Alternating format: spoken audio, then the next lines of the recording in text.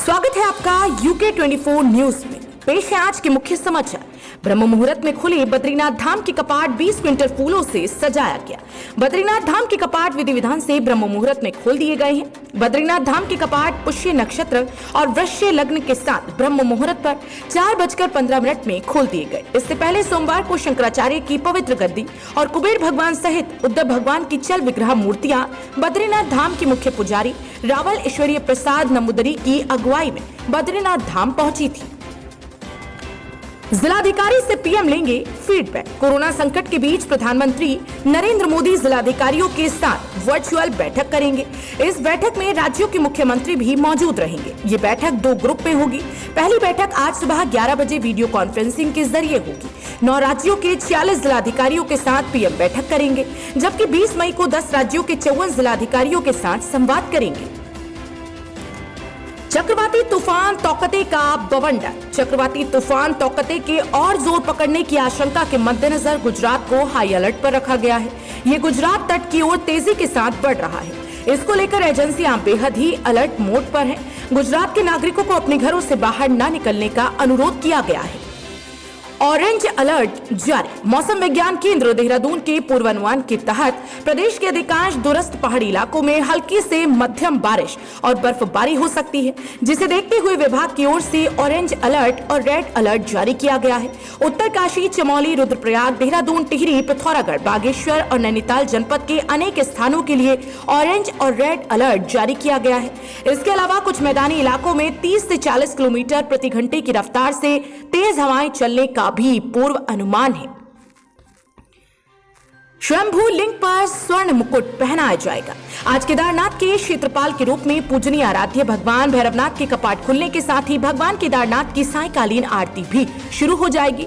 इसी दिन आराध्य के स्वयंभू लिंग पर नए स्वर्ण मुकुट को भी सुशोभित किया जाएगा। रावल भीमाश्वर लिंग द्वारा 900 ग्राम के इस स्वर्ण मुकुट के संरक्षण की जिम्मेदारी देवस्थानम बोर्ड को सौंपी गई है। गंगा सप्तमी आज हिंदू पंचांग के अनुसार वैशाख शुक्ल की सप्तमी तिथि को मां गंगा स्वर्गलोक से भगवान शिव की जटाओं में विराजमान हुई थी, इसलिए यह दिन गंगा सप्तमी के रूप में मनाया जाता है। इस दिन गंगा में डुबकी लगाने से भक्तों के पाप कर्मों का नाश हो जाता है।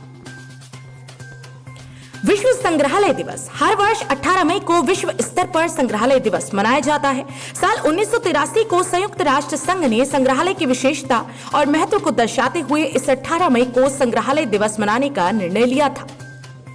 चमोली के गांवों में तांडव मचा रहा कोरोना, ग्रामीण क्षेत्रों में बड़ा खौफ। दूसरी लहर में कोरोना उत्तराखंड के गांवों में पहुंच गया है। सोशल मीडिया पर गांवों में बुखार और खांसी जुकाम से ग्रामीणों के पीड़ित होने की बात कही जा रही है, जिसका संज्ञान लेते हुए स्वास्थ्य विभाग भी लगातार इन गांवों में कैंप लगाकर सैंपलिंग भी कर रही है। लेकिन गांव की आबादी के मुताबिक बहुत कम लोग ही सैंपलिंग में दिलचस्पी दिखा रहे हैं। हरिद्वार में पैसों के लेन देन में 2 पक्षों में चले लाठी डंडे, वीडियो हुआ वायरल। बहादुराबाद थाना क्षेत्र के शांतर शाह चौक के अंतर्गत 2 पक्षों में जमकर झगड़ा हुआ, जिसमें खूब लाठी डंडे चले। इस घटना में एक पक्ष के 2 लोग घायल हो गए हैं। झगड़े का ये वीडियो सोशल मीडिया पर तेजी से वायरल हो रहा है। रानीखेत में ट्रक की चपेट में आने से बाइक सवार की मौत। अल्मोड़ा जनपद के रानीखेत हल्द्वानी मार्ग पर पनियाली के पास ट्रक की चपेट में आने से मोटरसाइकिल सवार की मौत हो गई। पुलिस से मिली जानकारी के अनुसार ट्रक हरियाणा का बताया जा रहा है, जो चौकुनी की ओर जा रहा था, जबकि मोटरसाइकिल सवार चौखुटिया से रुद्रपुर जा रहा था। उत्तराखंड में कोविड ड्यूटी से इन पुलिस कर्मियों को मिलेगी छूट। मुख्यालय ने जारी किए आदेश। पुलिस मुख्यालय ने ऐसे पुलिसकर्मी जिनकी आयु 55 से अधिक वर्ष है, साथ ही जो महिलाएं गर्भवती या जिन महिलाओं का शिशु 1 वर्ष से कम अवधि का है, उन सभी को कोविड-19 फ्रंटलाइन ड्यूटी से मुक्त रखे जाने के आदेश जारी किए गए हैं। मुख्यालय आदेश अनुसार ऐसे कर्मचारियों को जनसंपर्क ड्यूटी से अलग कर ऐसे कार्य में तैनाती देने के आदेश दिए गए हैं जहां जनसंपर्क का काम न हो। बता दें कि वर्तमान समय में उत्तराखंड पुलिस विभाग में 2000 से अधिक पुलिसकर्मी कोविड-19 संक्रमित हो चुके हैं। शादियों के लिए RT-PCR नेगेटिव रिपोर्ट और शव यात्रा के लिए ई पास जरूरी। सरकार ने उत्तराखंड में मंगलवार से 25 मई की सुबह 6 बजे तक कोविड कर्फ्यू बढ़ा दिया है।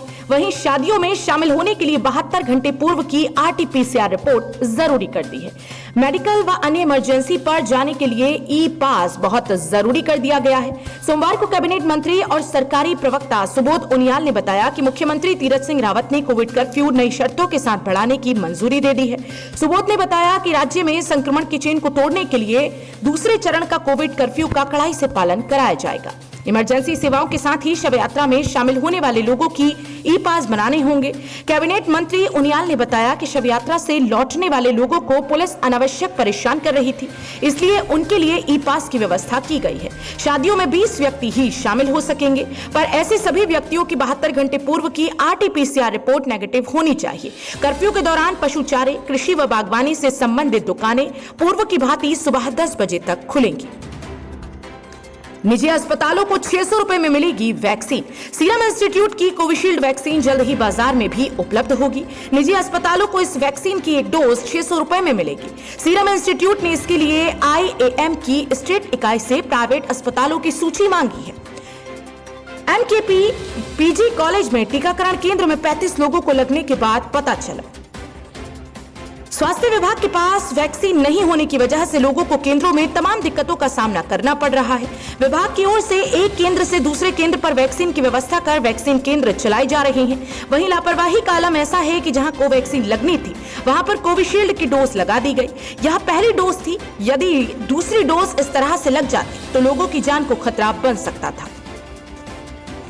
ब्लैक फंगस के 3 और मरीज एम्स में भर्ती। एम्स ऋषिकेश में ब्लैक फंगस संक्रमित मरीजों की संख्या लगातार बढ़ रही है। सोमवार को 3 और मरीज एम्स में भर्ती किए गए हैं। ब्लैक फंगस से एक मरीज की मौत भी हो चुकी है। एम्स के PRO हरीश थपलियाल ने बताया कि एम्स में सोमवार को ब्लैक फंगस के 3 और मरीज भर्ती किए गए हैं। इनमें एक 37 वर्षीय पुरुष देहरादून, 35 वर्षीय महिला उधम सिंह नगर और एक 45 वर्षीय महिला बिजनौर यूपी की रहने वाली है। अब एम्स में ब्लैक फंगस से ग्रसित रोगियों की कुल संख्या 22 हो गई है। पुलिस ने जेल विजिटर को बेटे की हत्या के प्रयास के आरोप में किया गिरफ्तार। चश्मा न मिलने से नाराज जेल विजिटर पिता ने बेटे पर 2 राउंड फायर कर दिए। 2 फायरिंग में 17 वर्षीय बेटा बाल बाल बच गया। पड़ोसी के घर में छिपकर उसने जान बचाई। शहर कोतवाली पुलिस ने हत्या के प्रयास में मुकदमा दर्ज कर आरोपी पिता को गिरफ्तार कर लिया है। रुद्रपुर में 29 पेटी नकली सैनिटाइजर पकड़ा गया है। स्पेशल टास्क फोर्स ने क्षेत्र के गोदाम से छापा मारकर 29 पेटी नकली सैनिटाइजर बरामद किया है। जांच में सैनिटाइजर के नकली होने की पुष्टि हुई है। मौके से 4 लोगों को हिरासत में लिया गया। सोमवार रात को STF प्रभारी MP Singh, drug inspector doctor Sudhir Kumar और ट्रांजिट कैंप थाना प्रभारी विनोद फर्त्याल ने ट्रांजिट कैंप क्षेत्र के भट्ट बालाजी इंडस्ट्रीज के गोदाम पर छापा मारा। इस दौरान गोदाम से 29 पेटी सैनिटाइजर बरामद हुआ। ट्रक बाइक की भिड़ंत में बाइक सवार की मौत। रानीखेत खैराना स्टेट हाईवे में बाइक और ट्रक की भिड़ंत हो गई है। दुर्घटना में बाइक सवार युवक की मौत हो गई।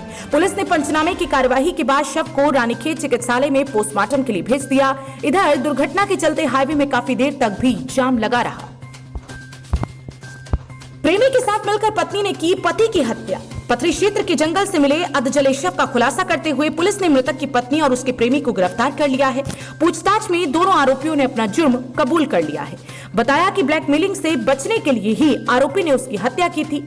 आरोपियों के खिलाफ हत्या की धाराओं में मुकदमा दर्ज कर दोनों को कोर्ट में पेश करने के बाद जेल भेज दिया गया। कोरोना वायरस की देसी दवा 2DG लॉन्च। कोरोना महामारी के बीच सोमवार को रक्षा अनुसंधान एवं विकास संगठन द्वारा विकसित कोविड-19 रोधी दवा 2DG को लॉन्च कर दिया गया है। रक्षा मंत्री राजनाथ सिंह और केंद्रीय स्वास्थ्य मंत्री हर्षवर्धन ने इसे लॉन्च किया है। रुद्रपुर में STF ने 29 पेटी नकली सैनिटाइजर पकड़ा। स्पेशल टास्क फोर्स ने क्षेत्र के गोदाम से छापा मारकर 29 पेटी नकली सैनिटाइजर बरामद किया है। शुरुआती जांच में सैनिटाइजर के नकली होने की पुष्टि हुई है। मौके से 4 लोगों को हिरासत में लिया गया, वहीं सैंपल जांच के लिए भेज दिए गए। लक्सर में ब्लैक फंगस का मरीज। सोमवार को लक्सर में ब्लैक फंगस का पहला मामला सामने आया है। खानपुर क्षेत्र के 35 वर्षीय युवक को देहरादून के एक अस्पताल ने जांच के बाद ब्लैक फंगस से पीड़ित बताया है। युवक को एम्स ऋषिकेश में भर्ती कराया गया है। एम्स के डॉक्टर युवक में ब्लैक फंगस होने की दोबारा से जांच कर रहे हैं। संक्रमितों के शवदाह से दूषित हुई गंडकी। कोरोना पॉजिटिव मृतकों के अंतिम संस्कार के कारण चंपावत की प्रसिद्ध गंडकी नदी प्रदूषण की चपेट में आ गई है। नदी कई स्थानों पर राख, लकड़ी, मास्क, ग्लव्स और अन्य प्रकार के घातक कचरे से पट चुकी है। इससे क्षेत्र में कोरोना का खतरा